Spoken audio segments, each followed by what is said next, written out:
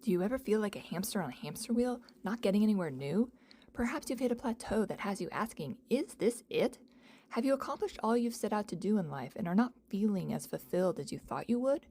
It is normal at midlife to reassess what's working for you and what's not.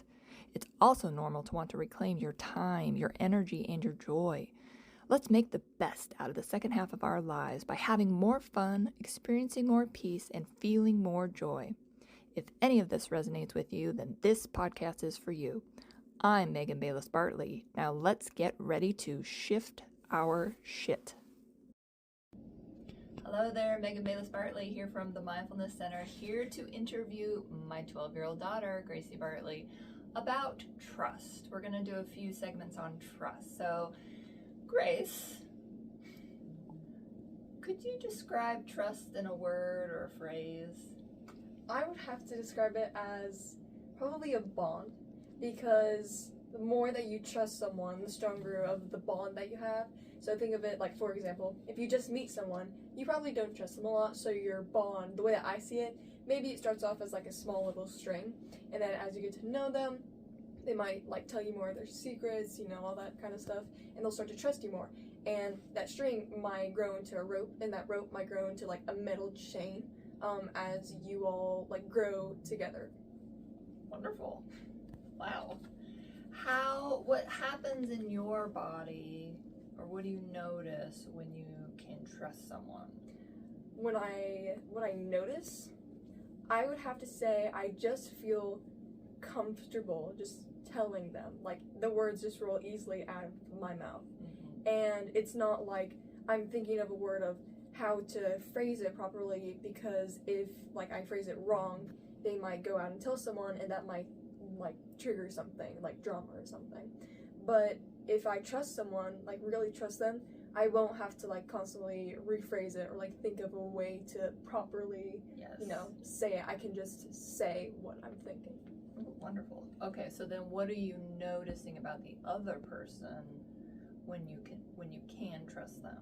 I would have to say they maintain eye contact. Their body posture is kind of like open towards me. They have like maybe their head is tilted a little bit, and they're like eye contact, and they understand, and they're like nodding along, like they're really listening. Yes. Yes.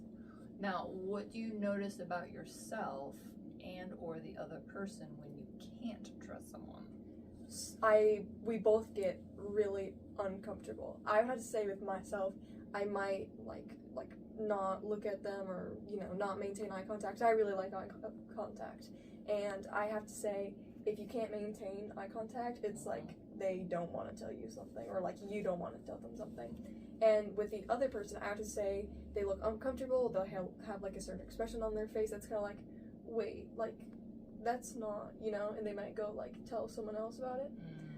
So I have to say, like faces and like body posture, you can also kind of tell if they're like really closed off and just not maintaining eye contact. That's not to trust someone, or they're uncomfortable with what I'm telling them. Yes. Is there something you're noticing happening in your body when you can't trust someone? I might get like a gut feeling. Mm-hmm. Like I always get really strong gut feelings. Mm-hmm. And sometimes I notice that like I'll say something and then realize that might have like come out wrong, and I'll like immediately regret it. And if this has happened before a few times, sometimes when I'm about to tell someone something and I like later on I'm realizing that this happened, my jaw will kind of like clench up. Wow. Or like I can't I have to force my jaw to move instead of just being comfortable with telling them. Yeah. That. So maybe your body's trying to tell you something, like give you signals. Yeah. So listen to your body. That's a Yes. good one. Well, trust isn't universal, it's personal. So understanding what it means to each other, what trust is to each other, is definitely one step in building trust. What's something small that I do that you can trust me? As a mom? Yeah. I would say... Or a person in general, but also, your mom. I know that you care because you ask for feedback. So if you're talking to someone about it, and like later on, they come up to you and they're like, hey, I feel like I wasn't really listening to you and I feel bad about it or something like that, they'll A, either apologize, or B, they'll ask, how can I do better? Like, please, like, tell me. Usually that doesn't happen a lot with friendships, but I know that's what you do as a mom. You'll come up to me maybe after, like, if I tell you something, I don't know, and you'll come up to me later that day and be like, how can I, as a mom, help you if you're in that situation, or if you're, you know, like, struggling with that? Or maybe that person will do both. Yes. Well, one thing I do say to the kids is that I've never been a mom to a 15-year-old boy or a 12-year-old girl before, so I don't know necessarily always what I'm doing, so I need feedback, and I need, if I'm doing something clearly not helpful, then I want to know. Yeah. Okay. So small, consistent actions build trust more than grand phrases, promises. So this is a good point of, like, actions speak louder than words. Yeah. Okay.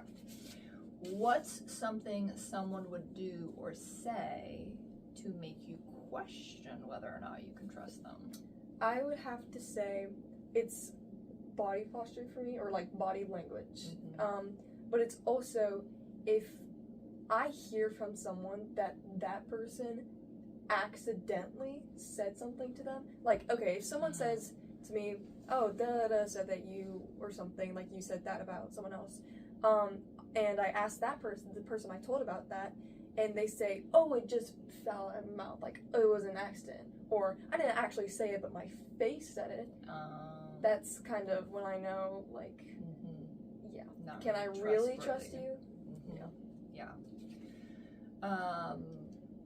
Anything else about what you can do when you don't trust somebody? When I don't trust someone? I wouldn't say so. Okay.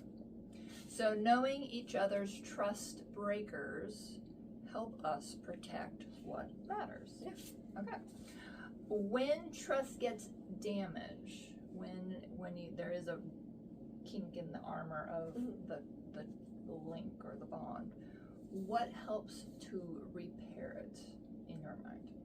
The person, so if the person were to go out and tell someone one of your secrets or something like that, or if they were to, you know, like break the trust a little bit, and maybe sometimes people, like, it's everyone's first time living, maybe they didn't realize, like, that was their first time. Everyone has to make mistakes to learn from them, right? Yes. And, you know, if someone does something that you don't like, and you think that it will help to tell them that. And based off how they react to that, that's how you know whether you can trust them or not. Right. If they apologize for it, or they'll say, I won't do that next time, then, you know, you can trust them. But if it happens again, you should always give second chances. But if they break the second time, that's how you know. Okay. Good feedback. Yeah.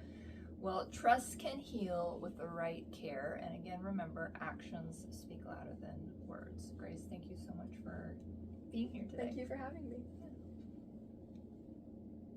Curious about other topics the Mindfulness Center has addressed? Check out our blog on mindfulness-center.com.